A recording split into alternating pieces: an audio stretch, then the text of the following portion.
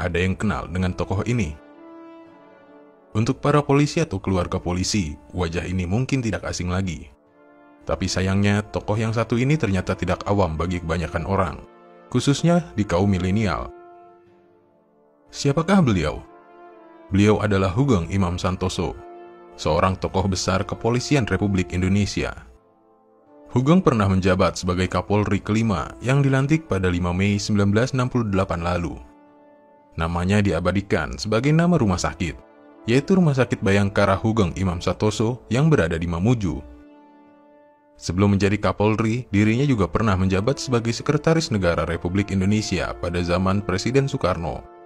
Apa yang nama beliau menjadi besar, terus dikenang bahkan menjadi panutan para anggota polisi Republik Indonesia.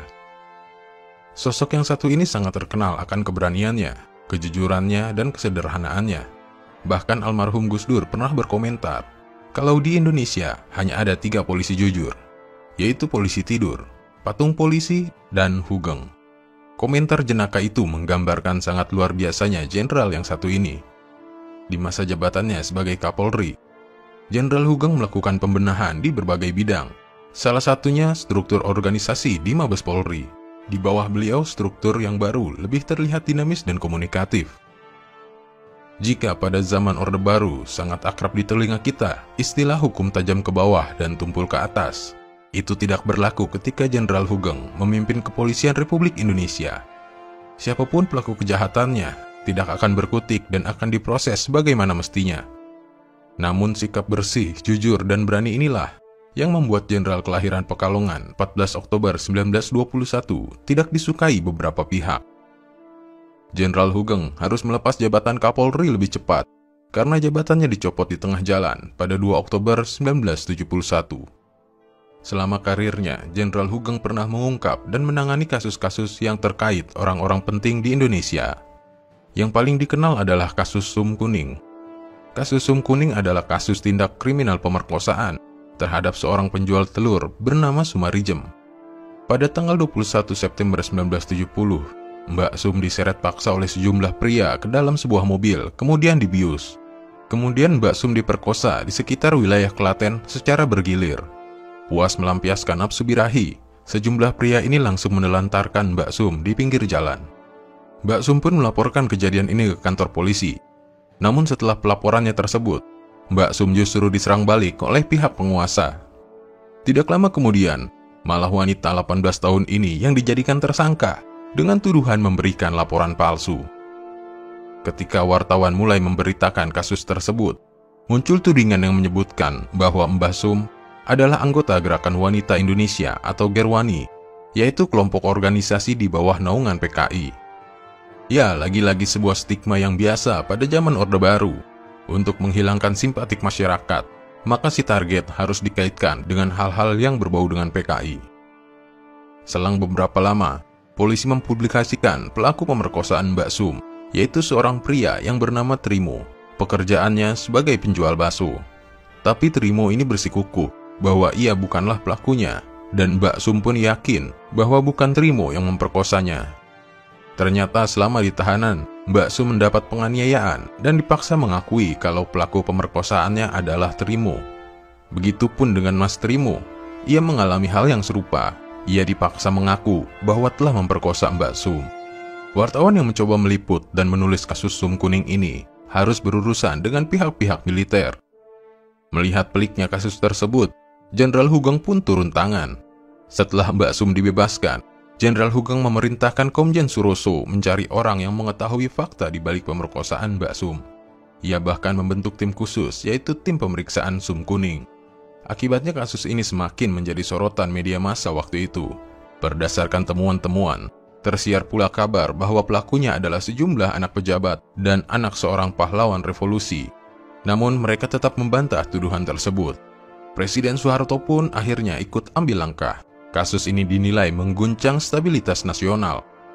Akhirnya Soeharto memerintahkan untuk menghentikan kasus ini dan menyerahkannya ke tim pemeriksaan pusat Komkaptib. Dan kita tahu endingnya seperti apa. Kasus menghebohkan lainnya adalah kasus penyelundupan mobil mewah bernilai miliaran rupiah yang melibatkan Robby Cahyadi. Robby Cahyadi adalah orang yang dikenal dekat dengan keluarga Presiden Soeharto. Berkat jaminan, pengusaha ini hanya beberapa jam saja mendekam di tahanan Komdak, sementara maling ayam saja bisa mendekam lama di tahanan. Dan saking berkuasanya si penjamin, sampai-sampai kejaksaan di Jakarta pun menghentikan kasus ini. Tapi meski begitu, Jenderal Hugeng tidaklah gentar. Dalam kasus penyelundupan mobil mewah berikutnya, Robby dibuat tidak berkutik. Tentu saja dalam kasus ini Robby tidak bermain sendiri, tapi juga melibatkan pejabat-pejabat dan perwira tinggi ABRI. Bahkan pejabat-pejabat tersebut yang telah terbukti menerima sogokan, turut ditangkap dan ditahan.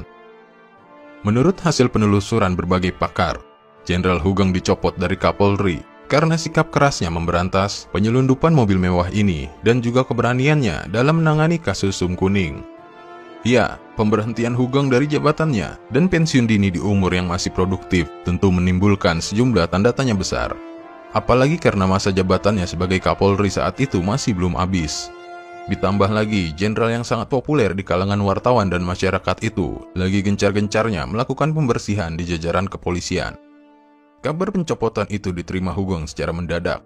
Kemudian Hugeng ditawarkan Soeharto untuk menjadi duta besar di sebuah negara di Eropa. Namun, Jenderal Hugeng menolaknya. Alasannya simpel, karena ia adalah seorang polisi, bukan politisi. Jenderal Hugeng diberhentikan dari jabatannya sebagai Kapolri pada 2 Oktober 1971, dan kemudian ia digantikan oleh Komisaris Jenderal Polisi Dr. Andes Muhammad Hasan. Setelah dicopot, Hugeng langsung menghampiri sang ibu. Sambil bersimpuh, ia berkata, "Saya tidak punya pekerjaan lagi, Bu." Dengan tenang ibunya pun menjawab, "Kalau kamu jujur dalam melangkah, kami masih bisa makan, walau hanya dengan nasi dan garam." Momen haru itu dituliskan dalam buku Hugeng, Polisi dan Menteri Teladan. Akhirnya, sang jenderal pun tak bisa lagi beraksi memberantas kejahatan. Ia bahkan harus hidup susah selama bertahun-tahun. Pengabdian yang penuh ikhlas dan bersih tentu membawa konsekuensi bagi hidupnya sehari-hari. Sekali waktu ia pernah menuturkan, setelah berhenti dari kepala kepolisian dan pensiunnya masih diproses, ia tidak tahu apa yang masih bisa dimakan untuk keluarganya karena di rumah beras sudah habis. Kalau kita mengira seorang jenderal purnawirawan petinggi polisi akan hidup enak, mapan, bahkan hidup dengan keadaan mewah setelah mereka pensiun, itu tidak terjadi dengan Jenderal Hugeng.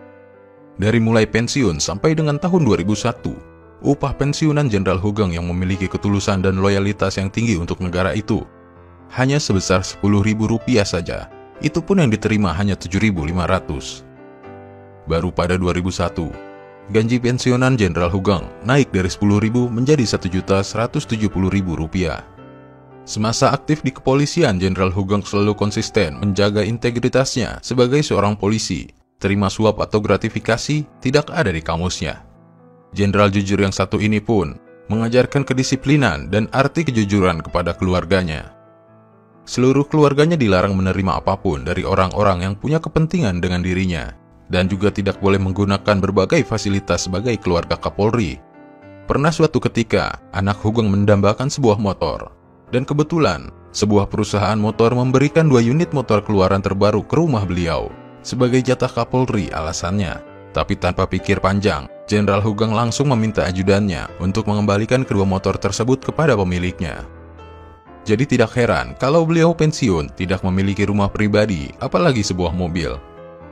Jenderal Hugeng baru memiliki rumah saat memasuki masa pensiunnya atas kebaikan Kapolri penggantinya. Rumah dinas di kawasan Menteng, Jakarta Pusat diberikan untuk keluarga Hugeng. Tentu saja keluarga Hugeng mengisi rumah itu. Setelah seluruh perabotan inventaris kantor ia kembalikan semuanya.